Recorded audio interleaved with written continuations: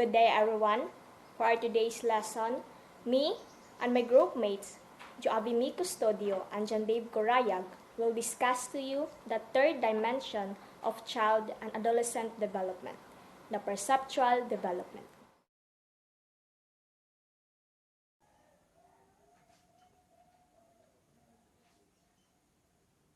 Perceptual development is continually changing process that advances rapidly in the first year of life and involves an interaction between the environment and innate bodily systems. It recreates the surrounding environment in the brain based on information provided from the senses: vision, hearing, smell, taste, and touch. Therefore, perception provides the experience of the environment and is a means to act according to what is occurring in the environment. The general perceptual process involves a series of steps that originate from the environment and involve the recognition of a stimulus and subsequent action. Perceptual development refers to how children start taking in, interpreting, and understanding sensory input. We are born with the ability to see, hear, smell, taste, and touch. While these senses are not fully developed by birth, they quickly improve in the first few months of life. For example, a newborn vision is limited to 8 to 12 inches. In a few short months, their vision has greatly improved as children can see objects from the other side of the room and make out patterns and colors. Children can hear sounds even before birth, and as infants, they begin to distinguish among the sounds. The ability to do this directly influences children's language development. From the time of birth, infant can distinguish his or her mother's scent. He can even tell the difference between his mother's breast milk formula or another mother's breast milk. In the first week of life, he will learn the differences in smells and start to prefer pleasant scents to unpleasant ones. Perceptual development is closely linked to physical development because children's growing motor abilities allow them to explore their environment in new ways. For example, children can use their mobility to reach for objects or play with objects in different ways. Children learn about the world by engaging their senses with their surroundings. This is why appropriately stimulating environments and meaningful engagement and interactions.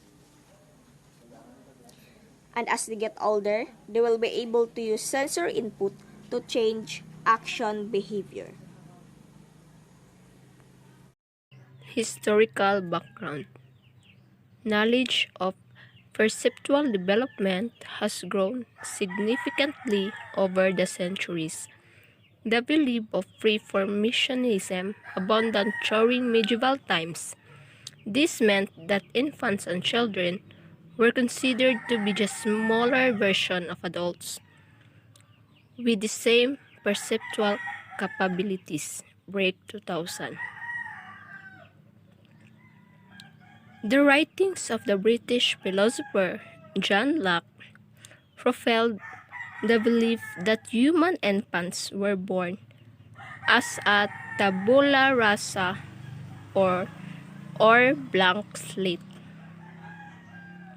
In 19th century, psychologists believed that young infants were not able to preserve or make sense of the stimulation received from their environment. Infants were believed to be functionally dull until they experienced stimulation from the environment.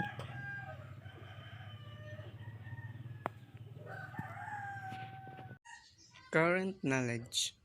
Perceptual development in typical children. In typical development, most perceptual capacities develop rapidly during the first year of life. Those abilities that are not present at birth generally surface during an infant's first month. Perception serves as an infant's first knowledge of the world gathered through the senses and provides the basis for cognitive development. Many researchers posit that infants' general development shifts from an early emphasis on perception and understanding sensation in the first year of life to a later focus on cognition. Infant perception of the environment is informative and influential in other aspects of development as well. For instance, hearing is clearly very important in the development of language.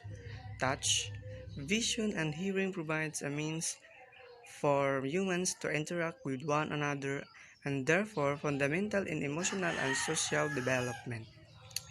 Additionally, infants are able to combine information from various modalities and sensory systems. These intermodal perceptions appear to be present from birth as demonstrated by studies examining infants' ability to combine diverse sensory inputs. The development of perceptual abilities is a dynamic process that depends on the interaction between the environment and biological capabilities. Thank you.